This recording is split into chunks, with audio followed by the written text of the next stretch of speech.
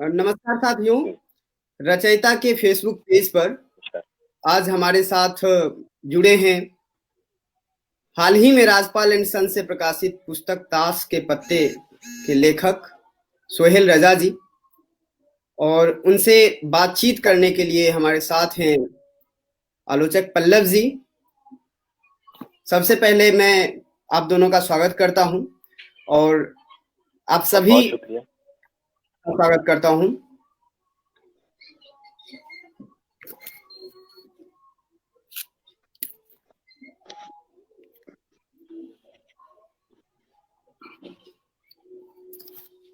साथियों, यह पुस्तक अभी हाल में ही राजपाल एंड सन है।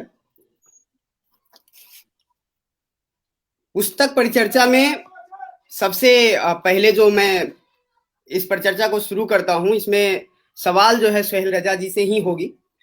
जैसा कि उपन्यास जो है ताश के पत्ते मूलतः एक जो विद्यार्थी और जो एसएससी या तमाम एंट्रेंस परीक्षा की जो तैयारी कर रहे हैं, उनकी जो एक गाथा होती है, जो उनका संघर्ष होता है, उस पर यह पुस्तक लिखी गई है।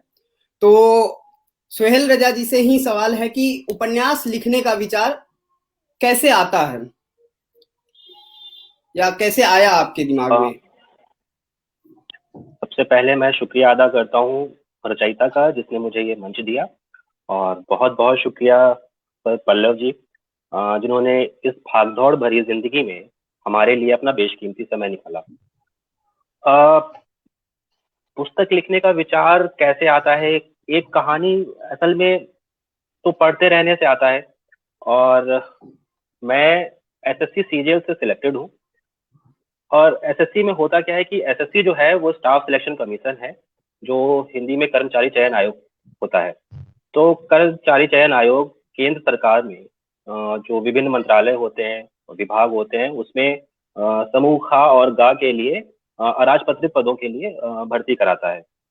तो अब परीक्षा जो होती है वो कई चरणों से होकर गुजरती है, और कई चरणों में कभी कभी कुछ डिस्क्रिपेंसीज हो जाती हैं, कुछ अनियमितताएं आ जाती हैं।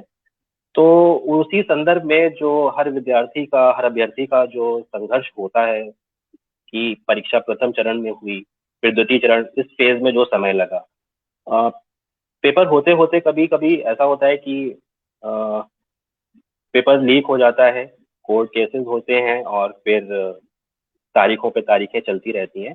तो उस पूरे दौर में, उस पूरे दरमियान की एक अभ्यर्थी किस मनोदशा से गुजरता है, उसे क्या क्या आर्थिक, सामाजिक और जो उसकी मनोदशाएं होती हैं, क्या क्या चीज उसे फेस करनी पड़ती हैं, उन सब सिलसिले को मैंने मतलब अपनी किताब में लेकर आया। वो ताश के पत्ते, तो ताश के पत्ते जो सीजीएल 2013 का बैच था, उसपे इसी तरह पेपर लीक हुआ था टीयर 2 का, तो जो द्वितीय चरण होता है, और उसमें फिर कोर्ट केस हो गया। फिर वहां से मैंने कहानी उठाई थी, और 2017 में, अगर आपको जो अभ्यर्थी हैं वो ध्यान दें, तो 2017 में भी एक रिजल्ट ना आने की वजह से काफी लेट हो गया था, 2-3 साल लगे थे रिजल्ट, मतलब ज्वाइनिंग आते आते। तो इस पूरे दौरान जो किताब मैंने लिखी 2013 से लेकर 2017 के बीच की कहानी है, और इसमें बस वही है कि जो अभ्यर्थी होता है, जो संघर्ष उनके वो जो झेलते हैं, और उनका त्याग, उनका दुख, उनका दर्द, वो मैंने इस किताब में लाने की कोशिश करी है।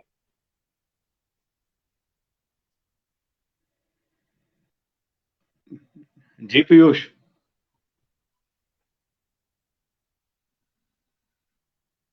पीयूष,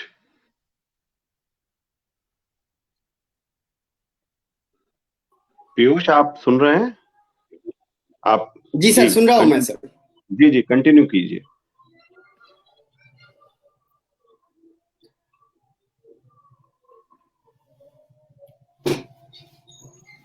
मुझे आवाज आ रही है सर? जी जी। पल्लव सर से मेरा एक सवाल है सर, कि हिंदी में उपन्यास लेखन को इतना महत्व क्यों दिया जा रहा है आजकल, या दिया जाता है?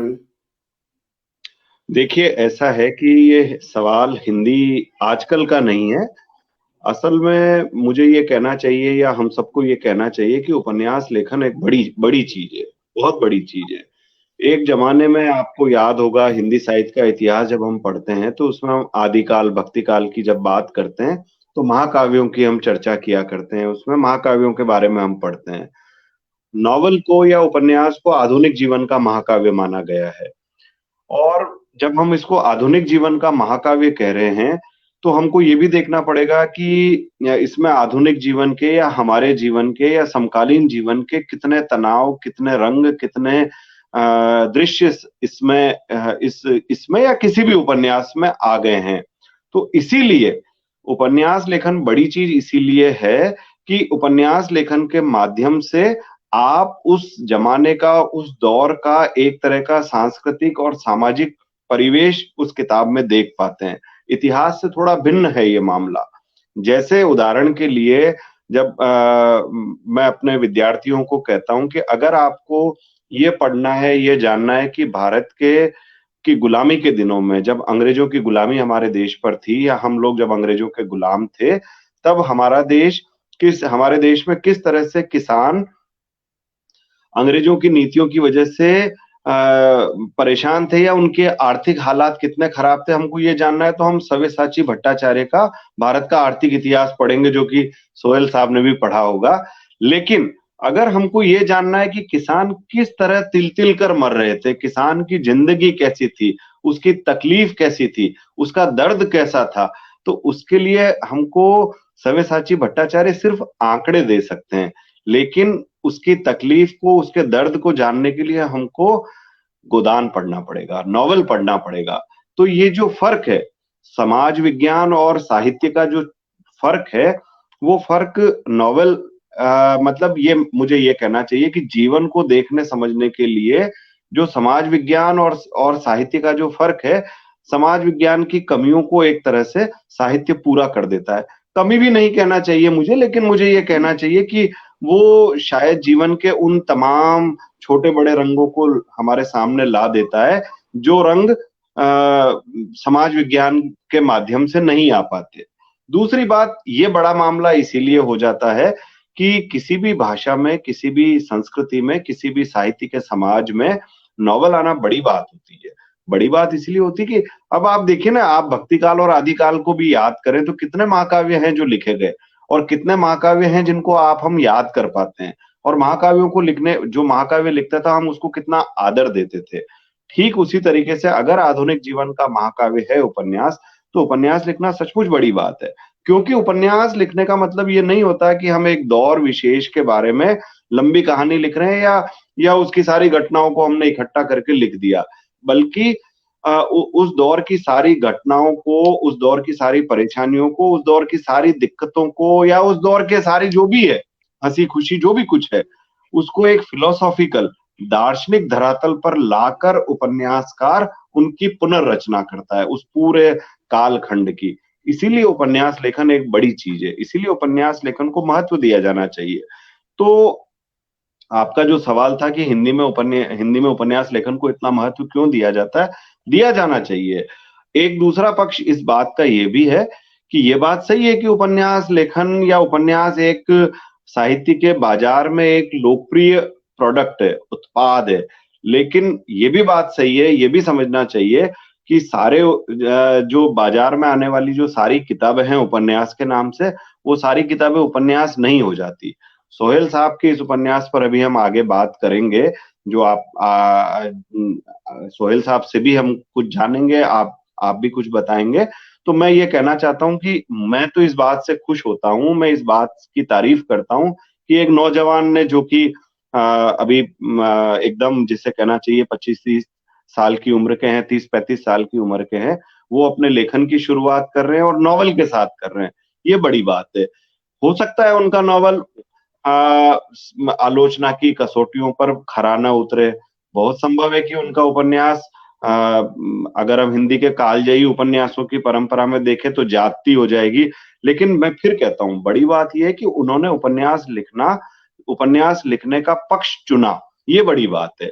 ये बड़ी बात फिर मैं कह देता हूँ कि इसीलिए है कि एक लोकप्रिय होने के लिए, अपना नाम कमाने के लिए 20 तरीके हो सकते हैं, लेकिन साहित्य के माध्यम से अगर कोई आदमी काम कर रहा है तो ये उसने एक तरह से ये कहना चाहिए कि उसने एक पक्ष अपना चुना है और उस पक्ष का और उस चुनाव का हमको स्वागत करना चाहिए। उपन्यास अभी आया है, लोग देखेंगे, पढ़ेंगे, तो इस पर और बहुत सारी बातें होंगी। तो मुझे यही कहना है कि हिंदी में या किसी भी भाषा में उपन्यास लेखन का बड़ा महत्व होता है और होना चाहिए। हम सबको इस बात को एंडोर्स करना चाहिए, इसकी तायीद करनी चाहिए। बहुत बहुत धन्यवाद सर, आपने बहुत अच्छे तरीके से समझाया इस चीज को।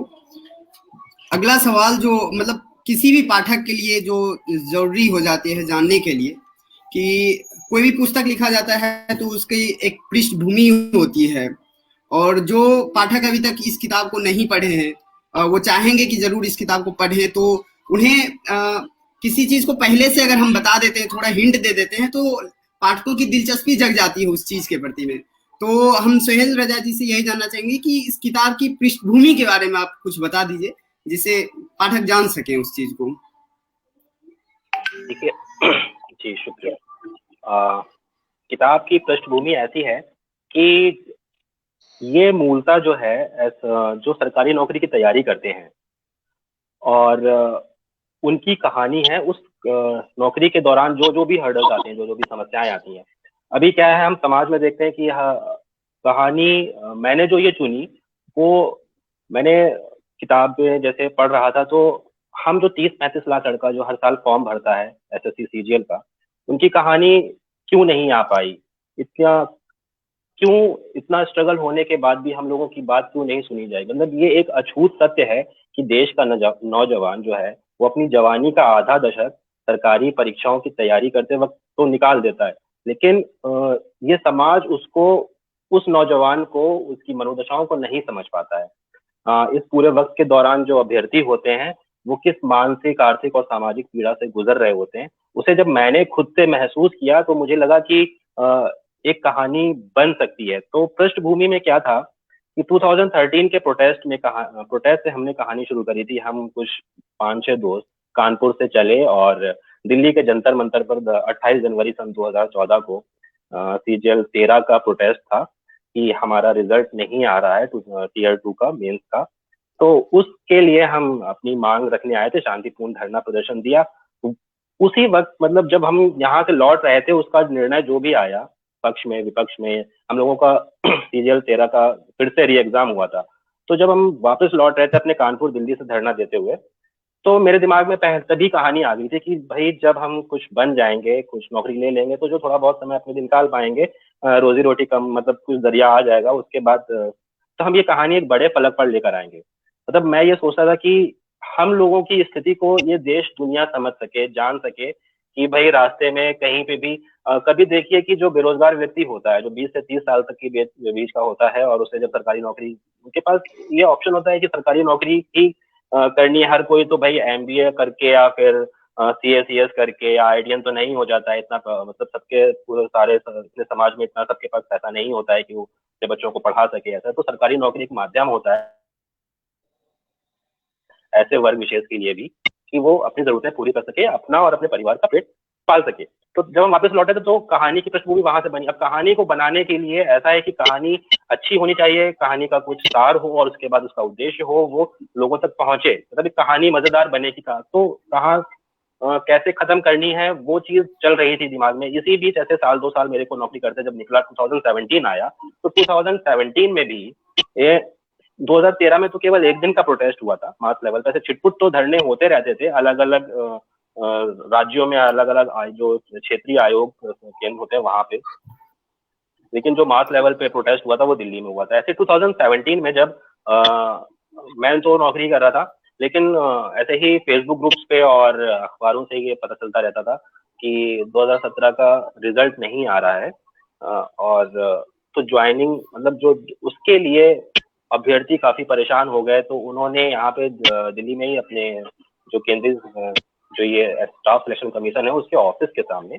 उन्होंने करीब 18 से 25 दिन तक धरना दिया था। और मतलब इतना बड़ा धरना चलना विद्यार्थियों का, तो वहां से मुझे एक पृष्ठभूमि मिली थी कि 2013 से लेके कहानी 2017 के प्रोटेस्ट पे खत्म करनी है। तो एक युवा आदिल नाम का लड़का कहानी में अपने कानपुर शहर से ही, मैंने अपना ही गांव उठाया, मुझे लगा कि अपना ही कस्बा उठाया, तो उसे भी एक बड़े मंच पर लेकर आऊं। कहानी कुछ पन्नों तक होती है, बाद में फिर मैंने उसे कल्पना का आधार दिया है। तो जब वो अपने छोटे से शहर से, अपने कस्बे से निकला और 2013 का प्रोटेस्ट किया उसने एज अ स्टूडेंट, और 2017 के प्रोटेस्ट में वो दिल्ली में ही रह के बच्चों को पढ़ाने लग जाता है। मैथ्स का एक अच्छा मतलब एक चमकता सितारा बनता है वहाँ पे, और मैथ में नामी ग्रामी जो टीचर्स होते हैं उसमें उसका नाम होता है। फिर वो जो एज अ स्टूडेंट उसने प्रोटेस्ट शुरू करा था, वो as a teacher as a teacher जो स्टूडेंट से परिणत हुआ उसमें अपना, तो तब वो प्रोटेस्ट करता है, और ये प्रोटेस्ट लंबा चलता है। इसमें एक प्रेम कहानी भी है, इसमें मयंक नाम का जो कैरेक्टर है वो प्रोटेस्ट को लीड करता है, और इसमें एक चंदू नाम का भी कैरेक्टर है जिसको मैंने रखा है, जो इसमें सामंजस्य कहानी बनाए रखता है, चुटीलापन लेकर आता है। क्योंकि युवाओं की कहानी है तो इसको मैंने जो रखा है उनके संवादों को युवाओं के माध्यम से, और उस बीच में ऐसे कहानी रखी है। तो यही है कि मोटा मोटा कि एसएससी सीजीएल जो था, जो एक मतलब इतना ज्यादा अभ्यर्थी युवा इसमें है, और इतना ज्यादा होने के बाद भी उनकी कहानी नहीं है, तो मैंने वो जोखिम उठाया, और एक उपन्यास जब मैं लिखने बैठा तो वो उपन्यास बनता चला गया। फिर मैंने कहानी पूरी करी और राजपाल प्रकाशन को भेजी, तब उन्होंने कहा कि हम चाहते हैं कि किताब के रूप में आ गई। बहुत सुंदर सर। हिंदी में बेरोजगारी जो है, मतलब हिंदी के विद्यार्थियों के साथ और हिंदी पट्टी में जो है, अक्सर ये सवाल उठता है कि बेरोजगारी काफी है, बच्चे पढ़ लिख लेते हैं लेकिन नौकरी की तलाश में हिंदी पट्टी वाले बच्चे भी भटकते रहते हैं। तो एक परंपरा चली आ रही है। तो मैं पल्लव सर भी आलोचक हैं, तो मैं यह जानना चाहूंगा कि हिंदी में जो बेरोजगारी पर जो लेखन हुई है अभी तक, उसकी परंपरा पर कुछ बताएं हमें। आपने एक रोचक प्रसंग छेड़ दिया है बेरोजगारी का। हम सब लोगों के जीवन में ये समय आता है और हम सब लोगों को इससे जूझना पड़ता है। हिंदी का अगर हिंदी, और एक आपकी बात में ये संशोधन मैं कर दूं कि ये हिंदी पट्टी का ही नहीं, पूरे देश का मामला है, बल्कि दुनिया का मामला है।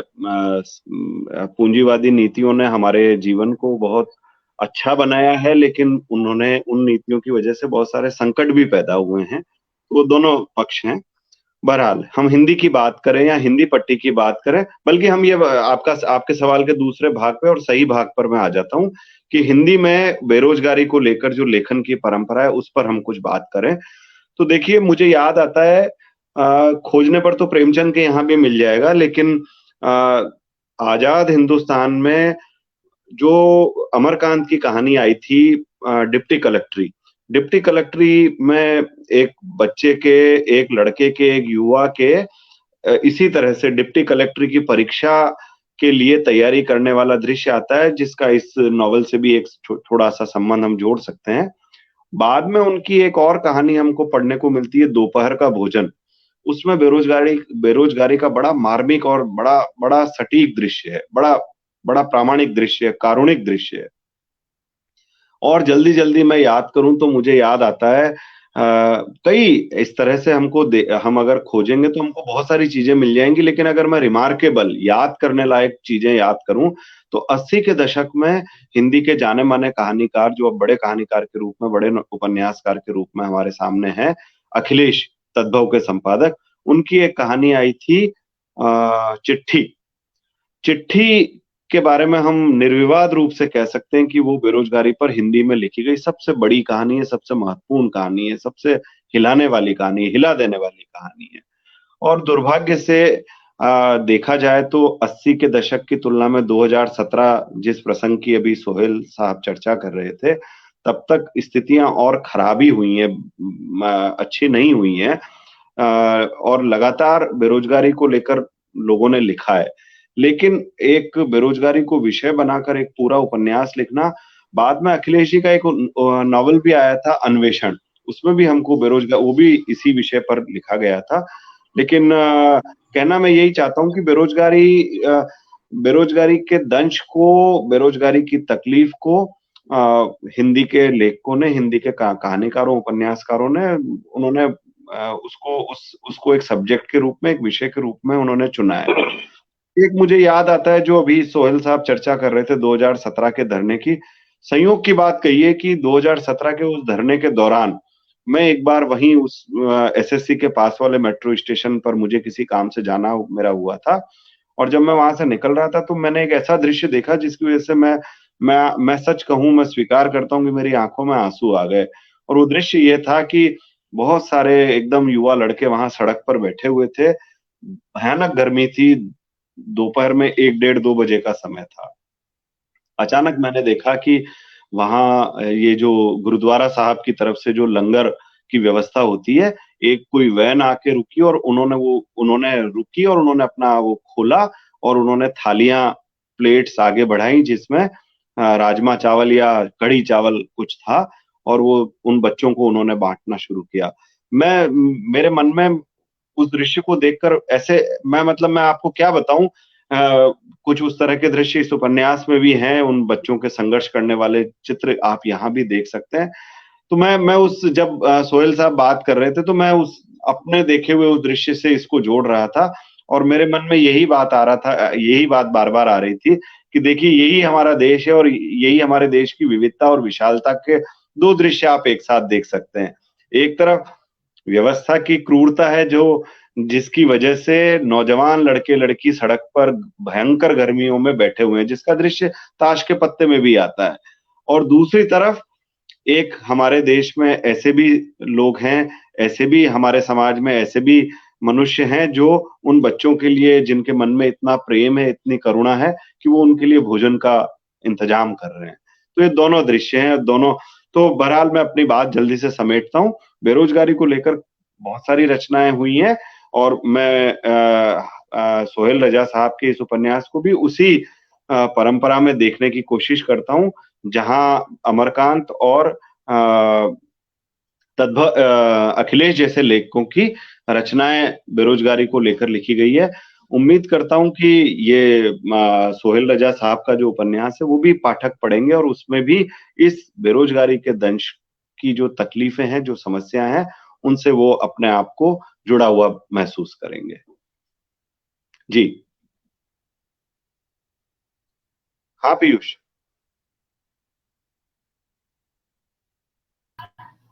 जी सर। इसका एक परिचय तो हमें प्राप्त हो ही जाता है। तो यूं कहें तो उपन्यास को पढ़ने के लिए मतलब पाठक जो मतलब अभी पढ़ेंगे इसे, वो अपने आप से जोड़ पाएंगे। कोई भी कहानी होती है जिसे पाठक के आसपास की कहानी होती है तो पाठक उससे जुड़ता है। ताश के पत्ते प्रत्येक अभ्यर्थी जो मतलब जो संघर्ष कर रहे हैं एक तरह से अपनी जिंदगी में, जो पढ़ रहे हैं, अभी भी पढ़ने की प्रक्रिया में रत हैं, और जो अभी भी नौकरी की तलाश में हैं, उनकी कहानी है एक तरह से कहें तो। और वो जब इसे पढ़ेंगे तो अपने आप से जोड़ेंगे। तो मैं चाहता हूँ, उपन्यास का प्रत्येक अंश तो महत्वपूर्ण है ही, प्रत्येक अंश से ही जुड़ा जा सकता है, लेकिन मैं लेखक से ही चाहूंगा, सोहेल भैया से, कि एक कोई रोचक अंश जो आपको बेहद प्रिय है वो पढ़ करके पाठकों को सुनाएं। जी। पूरी किताब में से एक अंश चुनना बहुत मुश्किल हो जाता है। तो अब रोचक सा, किताब में तो कई भाव आते हैं जब अभ्यर्थी तैयारी करता है, तो कई मनोदशाओं से गुजरता है, और अब इस समय कौन सा अंश उठाया जाए ये थोड़ा सा मुश्किल सा है, लेकिन फिर भी मैं चुनता हूँ। एक है वाक्या जिसमें मैं किताब से देख लेता हूँ।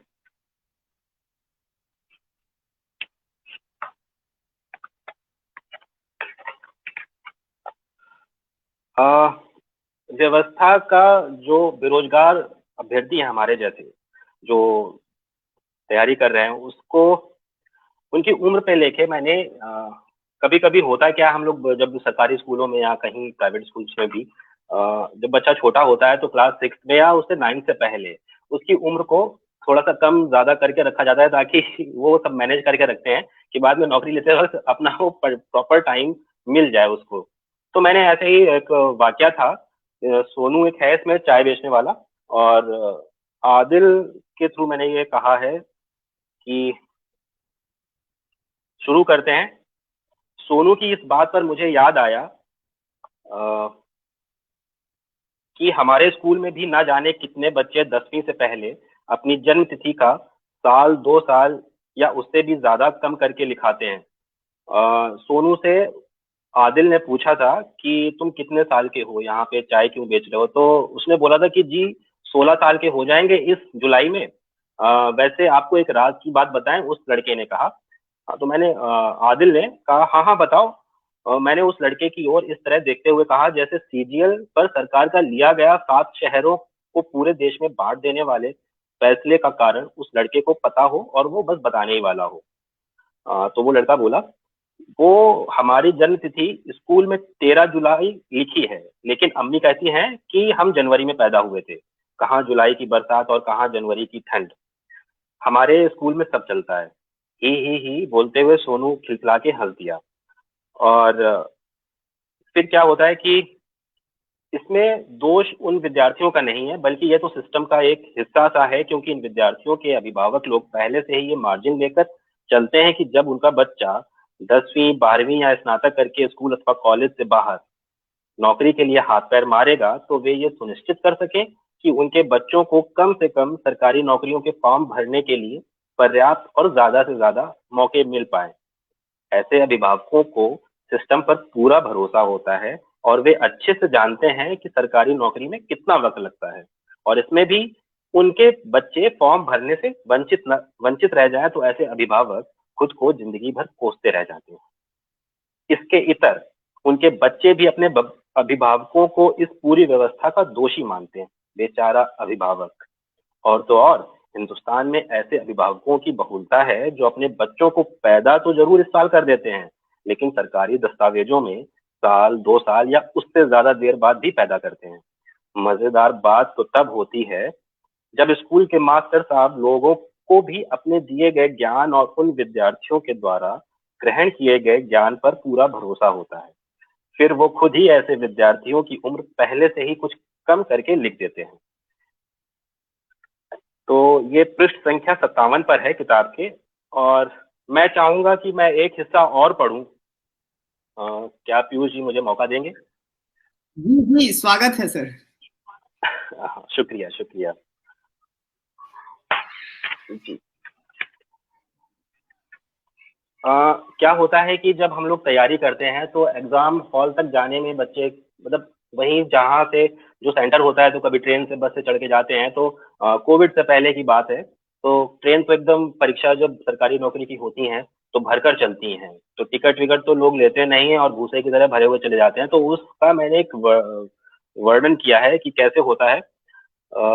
सर्दी के बाद गर्मी अपना रौद्र रूप दिखाकर धीरे धीरे जा रही थी। वातावरण में उमस ने अपनी बाजी संभाल ली थी। एसएससी के सारे अभ्यर्थी अपनी टियर 2 की परीक्षा की तैयारी में लगे थे। मैं भी उन अभ्यर्थियों से अलग नहीं था। परीक्षा अगस्त के महीने में थी। परीक्षा का दिन धीरे धीरे नजदीक आता जा रहा था। तैयारियां अपने अपने स्तर पर चल रही थी। द्वापर युग के अर्जुन की भांति चिड़िया की आंख में निशाना लगाए एकाग्र होकर मैं भी केवल टियर 2 की तैयारी में जुटा था। दूसरे दिन टियर 2 की परीक्षा होनी थी। परीक्षा लखनऊ में थी। परीक्षा की पूर्व संध्या पर ही मैंने गोमती एक्सप्रेस से लखनऊ जाने का तय किया। ट्रेन का समय हो रहा था। अम्मी ने हमेशा की तरह सिक्कों से नजर उतारते हुए मेरे माथे को चूमा और दुआ दी, खुदा तुम्हें सलामत रखे और तुम्हारा पेपर बढ़िया हो। अब मैं घर से स्टेशन पहुंचा। मैंने दौड़कर जल्दी से टिकट काउंटर पर जमा भीड़ में घुसते हुए टिकट लिया। ट्रेन आने की सूचना हो रही थी। टिकट लेकर मैं भागते भागते प्लेटफॉर्म पर पहुंचा और सामने जो भी डिब्बा दिखा तेजी से उसी में घुस गया। परीक्षा की वजह से आज भी भीड़ ज्यादा थी। गर्मी और उमस ने सभी यात्रियों का बुरा हाल कर रखा था। मुझे खड़े होने के लिए मुश्किल से जगह मिल पा रही थी। ट्रेन धीरे धीरे रफ्तार पकड़ रही थी। ट्रेन में भीड़ ज्यादा होने की वजह से हवा बाहर खड़े यात्रियों से या तो परावर्तित हुई जा रही थी या फिर उन बाहर लटके और खिड़की के पास बैठे यात्रियों द्वारा अवशोषित कर ली जा रही थी। ट्रेन के डिब्बे में हवा को घुसने में न्यूटन के खोजी बल का भरसक प्रयोग करना पड़ रहा था। कुल मिलाकर डिब्बे में निर्वात जैसी स्थिति बनी हुई थी। मैं अपना बैग पीठ पर टांगे यात्रियों की भीड़ में दबा था, पैर पर पैर रखा हुआ था। बालक ध्रुव की तरह एक पैर को दूसरे पैर के घुटने तक मोड़े मैं एक पैर पर खड़ा यात्रा कर रहा था। धक्का जिस तरफ से लगता उसके सामने की तरफ मैं पेंडुलम की तरह इधर उधर हो रहा था। मैंने उस निर्वात में खुद को खुला छोड़ दिया था। परीक्षा के वक्त ट्रेन से सफर करना भी अपने आप में एक साधना होती है। मैं आज भी उसी साधना में लीन था। मैं पसीने से तर था, पूरा डिब्बा ही पसीने से तर था। सभी के पसीने की गंध एक दूसरे के पसीने की गंध में मिलकर दम घोटू वातावरण कर रही थी। मैं केवल ये दुआ कर रहा था कि किसी भी तरह लखनऊ सही सलामत पहुंच जाऊं, और भविष्य के लिए खुद को भी सचेत कर रहा था कि कान पकड़ता हूं, एक दिन पहले ही अब परीक्षा स्थल तक पहुंचा जाएगा। मतलब ये स्थिति होती है कि अभ्यर्थी किस तरीके से एक परीक्षा को देने जाते हैं, और फिर उसकी जब मार व्यवस्था की मार पड़ती है और पेपर अटक जाता है, लटक जाता है, तो इन सब चीजों के बीच ये हिस्सा था। और कानपुर, उन्नाव और बीच बीच में एक दो जगह रुकते रुकाते ट्रेन आखिरकार रात के 11 बजे बजकर 17 मिनट चारबाग रेलवे स्टेशन पहुंची। ट्रेन से उतरकर सबसे पहले मैंने अपनी पीठ से बैग उतारकर प्लेटफॉर्म पर रखा, फिर अपने दोनों हाथों को हवा में फैलाकर अंगड़ाई ली, कमर को पहले दाएं फिर बाएं और बारी बारी से आगे पीछे झटका। तब जाकर एहसास हुआ कि शरीर में रक्त प्रवाह सही से हो रहा है। ट्रेन से उतरकर मुझे ऐसा लगा जैसे मैं वर्षों से एक बदबूदार कोठरी में कैद बेड़ियों से रिहा हुआ हूँ। अपने फेफड़ों में चारबाग रेलवे स्टेशन की ऑक्सीजन भरकर चैन की सांस ली। अगर मेरे पास वातावरण में ऑक्सीजन देख सकने और नाप सकने का कोई यंत्र होता तो मैं बता सकता था कि मेरे मुंह के केंद्र से 2 मीटर की त्रिज्या के दायरे में आने वाली ऑक्सीजन खाली होकर मेरे फेफड़े में भर चुकी थी। फिर अपना बैग उठाकर पास की बेंच पर कमर सीधी करने के लिए बैठ गया। प्लेटफॉर्म पर नजर दौड़ाई तो पाया कि यहाँ तो देश के बेरोजगार युवाओं का मेला लगा हुआ था। दूसरे प्लेटफॉर्म पर भी यही हाल था। भीड़ होना लाजमी भी था क्योंकि कल एसएससी सीजीएल की दूसरे चरण की परीक्षा थी। भीड़ में हर कोई मेरे जैसा दिख रहा था, नहीं, भीड़ में हर किसी के जैसा मैं दिख रहा था। मेरी बेंच पर ही 2 लड़के हाथ में किताब लिए उन किताबों के पन्नों को सरसर पढ़े जा रहे थे।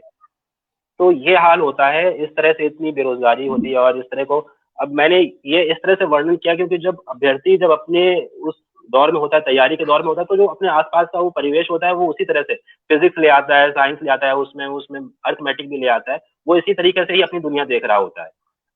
तो इस तरह से मैंने ये एक किया है। अब ज्यादा तो पढ़ना समय का मतलब वैसा रहेगा, आप कहेंगे तो और आगे पढ़ेंगे किताब को।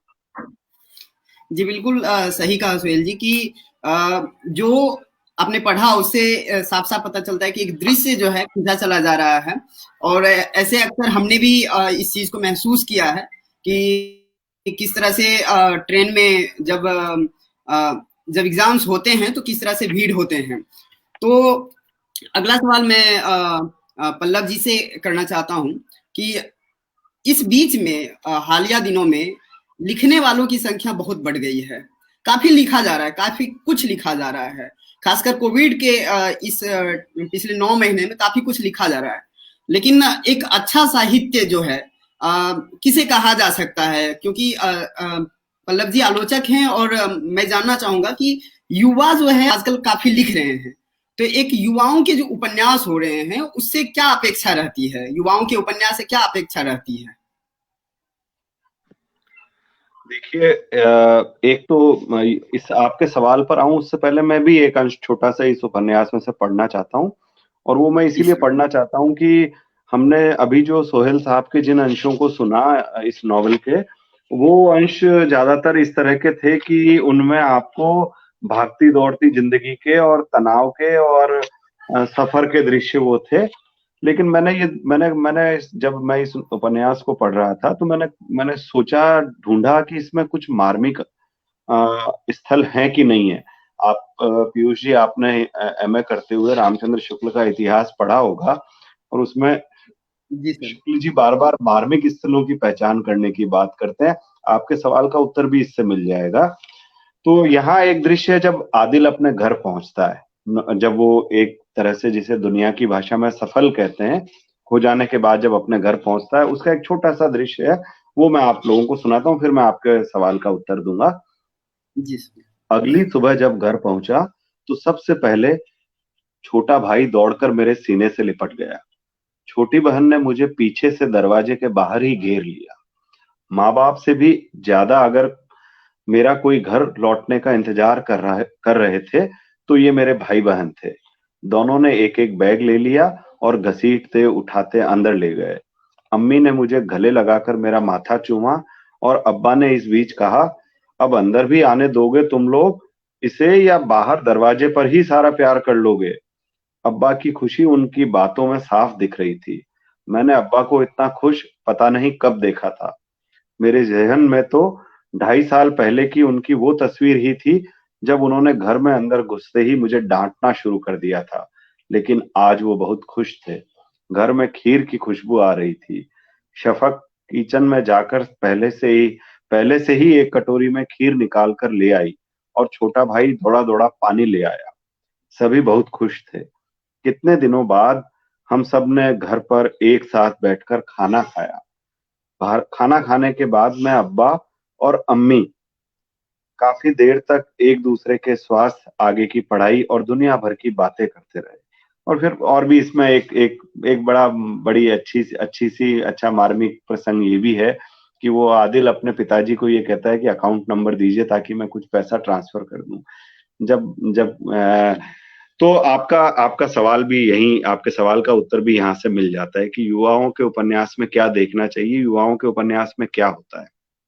एक तो सबसे बड़ी बात ये मैं देखता हूँ और जो मुझे अच्छी लगती है, जिससे मैं खुश भी होता हूँ, वो ये होती है कि युवाओं के उपन्यास में जैसी युवता होती है, युवता का मतलब ये कि जैसी ताजगी, जैसी भाग-दौड़, जैसा जोश, जैसी ऊर्जा वो उन युवाओं के उपन्यासों को ख़ास बनाती है और उन उन उस एक तरह से ये कहना चाहिए युवा खुशबू से भरती है। यहाँ भी इस दृश्य में भी आप देखिए एकदम कितना एक एक सीन है, लड़का घर में आया है, कैसे माँ जाके माथा चूम रही है, बहन गले लग रही है, भाई सामान खींच के अंदर ले जा रहा है। ये जो पूरा दृश्य है, इस दृश्य में आप देखिए मैं आप जाने दीजिए बाकी की विचारधारा को और कला को, उन सब चीज़ों को जाने दीजिए। लेकिन जो भाषा की ताज़गी है, जो भाषा की रवानी है और जो भाषा की एक तरह से मुझे कहना चाहिए चपलता है, वो युवाओं के उपन्यासों को ख़ास बनाती है और युवाओं के उपन्यासों में ये देखना चाहिए। नए एक और चीज़ मुझे लगी चूँकि सोहेल साहब का नाम सोहेल रज़ा है, तो मैं ये देख रहा था कि माफ़ कर दीजिएगा, पाठक मुझे माफ़ करें, लेकिन थोड़े पूर्वाग्रह हम सब में होते हैं। मैं देख रहा था कि उर्दू की कुछ छौंक है या नहीं है। लेकिन मुझे देख के बड़ा मज़ा आया, उर्दू की छौंक ना हो, लेकिन जिसको हम हिंदुस्तानी भाषा कहते हैं, जहाँ हिंदी के, संस्कृत के, उर्दू के, अरबी फ़ारसी के, अवधी के, कानपुर के जो लोकल शब्द हैं, दिल्ली के जो लोकल शब्द हैं, सारे धड़, धड़, धड़, धड़, धड़, धड़ वो सारे शब्द आते हैं। और उन सारे शब्दों से मिलकर उपन्यास की जो भाषा है वो बहुत बहुत प्राणवान बन जाती है। तो ये बात मुझे इस उपन्यास की ख़ास लगती है, अच्छी लगी कि जो भाषा के अंदर जो ख़ास तरह की रवानी है, वो युवाओं की भाषाओं में ऐसी रवानी होनी चाहिए और मैं तो कहता हूँ अगर केवल किसी किताब में आपको यही कोई एकाध भी कोई बढ़िया चीज़ मिल जाए तो वो क्या कम बात है।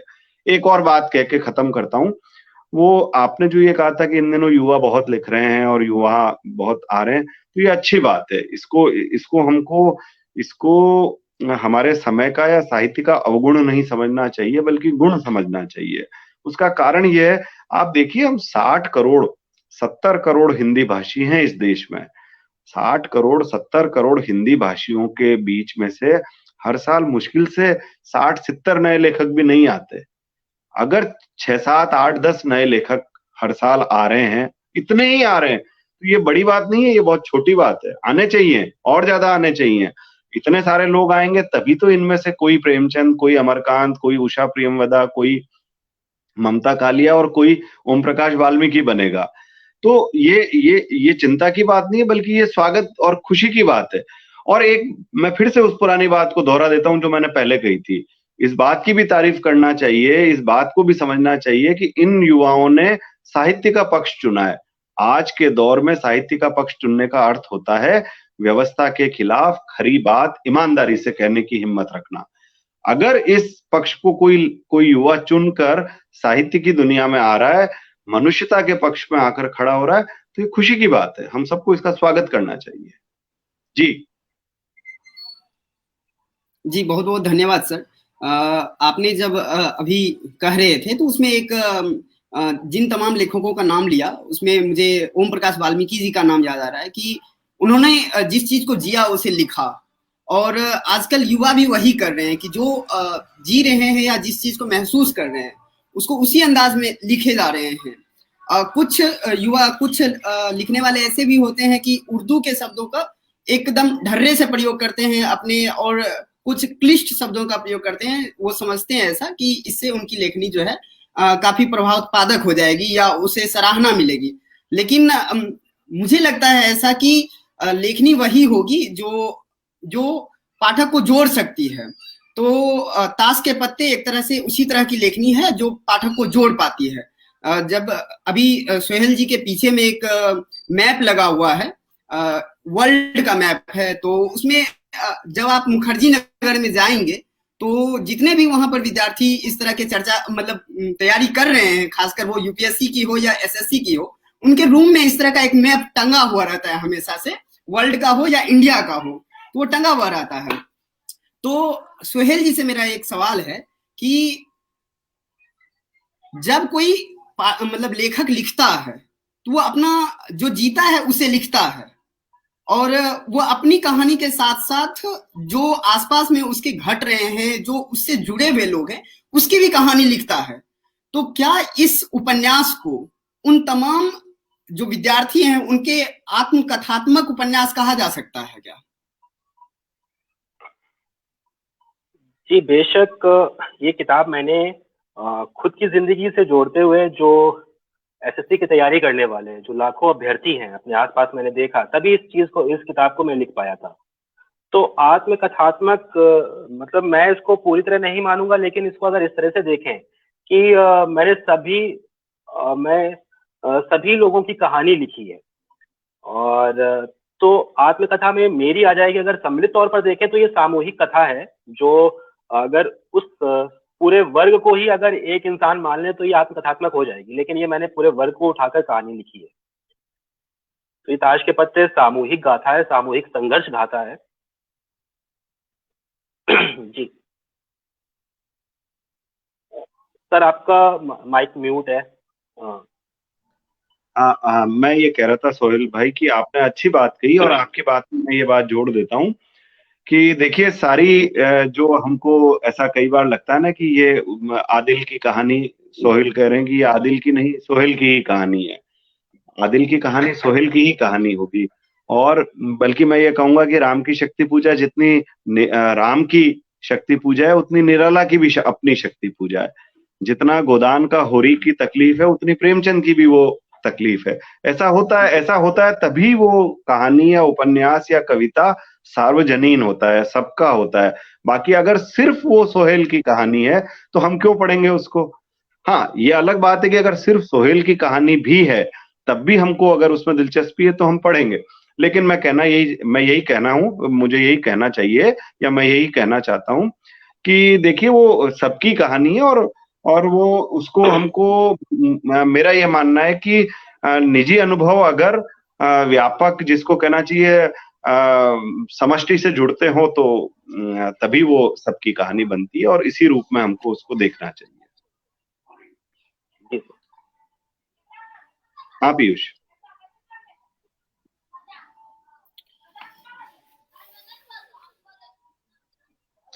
हाँ पीयूष, कोई और सवाल हो तो पूछिए, कोई और बात हो तो कहिए।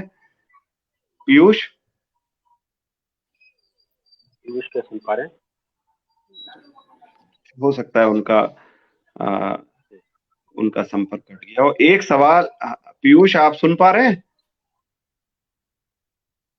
कोई बात नहीं, मैं कंक्लूड कर देता हूँ। एक सवाल यार मेरे पास आ गया है तो वो मैं उसी को ले लेता हूँ। किसी ने ये पूछा है कि क्या इस नॉवल को कैंपस नॉवल कह सकते हैं, और हिंदी में कैंपस नॉवल की क्या ट्रेडिशन है, क्या परंपरा है? तो इसका उत्तर मैं ये दे सकता हूँ।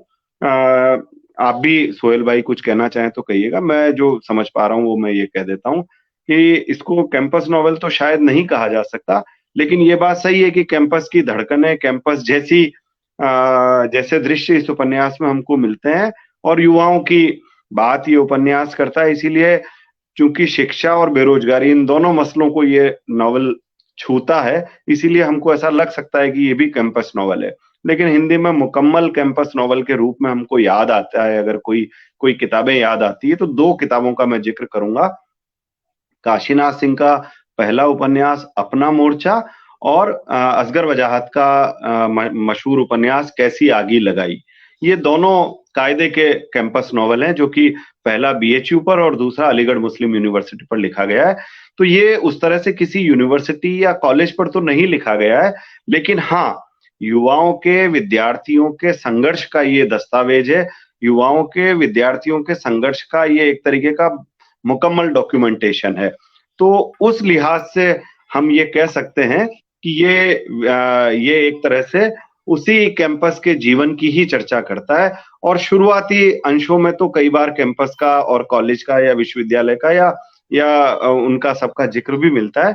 लेकिन हाँ, इसका, जिसको ये हम कह सकते हैं कि इसका फोकस कैंपस नहीं है, इसका फोकस मेरी आवाज बेरोजगारी आ और रही है? बेरोजगारी की वजह से पैदा होने वाली तकलीफें, और बेरोजगारी के कारण करने वाले जो युवाओं को जो संघर्ष करना पड़ रहा है, उसके चित्र ही इस उपन्यास को खास बनाते हैं।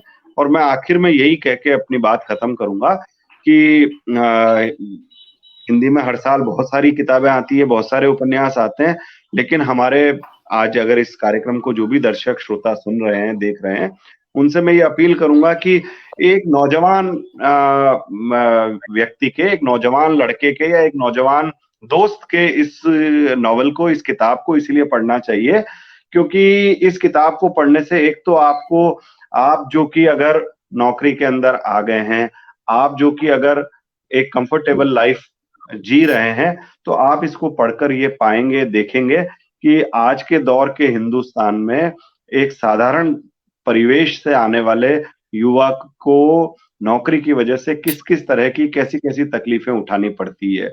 दूसरा, जो मुखर्जी नगर का अभी पीयूष थोड़ी देर पहले हवाला दे रहे थे, मुखर्जी नगर की तकलीफें, मुखर्जी नगर में रहने के संकट, मुखर्जी नगर में रहने के दुख, वो भी इस उपन्यास में आप पढ़ सकते हैं। और तीसरी बात जिसकी मैं फिर से तारीफ करूंगा, इस उपन्यास की नौजवान भाषा की, इस उपन्यास की जीवंत भाषा की, जो कि इस उपन्यास को सचमुच पठनीय बनाती है। तो मैं अपनी तरफ से सोहेल रजा साहब को बधाई देता हूँ, शुभकामनाएं प्रेषित करता हूँ, और ये भी कह देता हूँ कि अगली किताब इससे आगे की होनी चाहिए। जल्दी नहीं है, हमको आपसे अपेक्षा ये है कि आप बड़ी किताब लिखेंगे, अच्छी किताब लिखेंगे और उम्दा किताब लिखेंगे। ताश के पत्ते हमने देख लिए, ताश के पत्तों का खेल हमने देख लिया, उसका आनंद ले लिया। अब इससे आगे बढ़कर आपसे और अच्छी और बढ़िया किताब की, महत्वपूर्ण किताब की अपेक्षा रहेगी। तो फिर से शुभकामनाएं और धन्यवाद। बहुत बहुत शुक्रिया सर। हाँ पीयूष, अब आप समाप्त कर सकते हैं। सोहेल साहब से कुछ पूछना है तो पूछ के आप समाप्त कर सकते हैं। बस थोड़ी सी बातचीत है कि सोहेल जी, हम पाठकों की तरफ से कि इसकी आगे की भावी योजनाएं क्या है आपकी, और कुछ क्या लिख रहे हैं ये हमें बताएं। जी बेशक, मैं अभी, मेरे पास 2 कहानियां हैं जो वर्तमान में हैं, और कहानी मतलब जो मैं लिख रहा हूँ, जैसे अभी मैंने युवाओं का मुद्दा छुआ, और ये एक युवा वर्ग ऐसा विशाल तबका था जिसको हाशिए पे रख दिया गया, और मैं अभी एक ऐसी कहानी उठा रहा हूँ जो वो भी ऐसी ही युवाओं की कहानी है जो कहीं ना कहीं वो भी हाशिए पे ही रखी गई है। मैं, जैसा पल्लव सर ने मुझे बोला है कि ये भाषा की रवानी इसी तरह से रखनी है, तो ये मेरे लिए बहुत मतलब बहुत प्यारी बात है और बहुत सम्मान की बात है कि सर ने मेरी किताब को इतना सराहा, और तो मैं इस चीज को बनाए रखूंगा। तो भावी योजनाएं यही है कि लिखते जाना है और पाठकों के दिल में जगह बनाते जाना है, और मैं इस चीज में और आप सभी के सहयोग और दुआओं से मैं इस चीज पे आगे बढ़ने की कोशिश करता रहूंगा।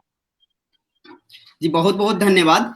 रचयिता से जुड़े, इस कार्यक्रम से जुड़े तमाम पाठकों का मैं पुनः धन्यवाद देता हूं। और यह किताब जो है अमेजन पर उपलब्ध है। यह किताब आप हमें भी मैसेज करके मंगवा सकते हैं, रचयिता पर भी आप मैसेज करके इस किताब को मंगवा सकते हैं। और सबसे ज्यादा धन्यवाद मैं पल्लव सर का देना चाहता हूं कि वो इस कार्यक्रम में जुड़े, लेखक से स्वयं बातचीत कर रहे हैं, एक आलोचक भी हैं सर। तो आप सभी का पुनः धन्यवाद। बहुत बहुत शुक्रिया।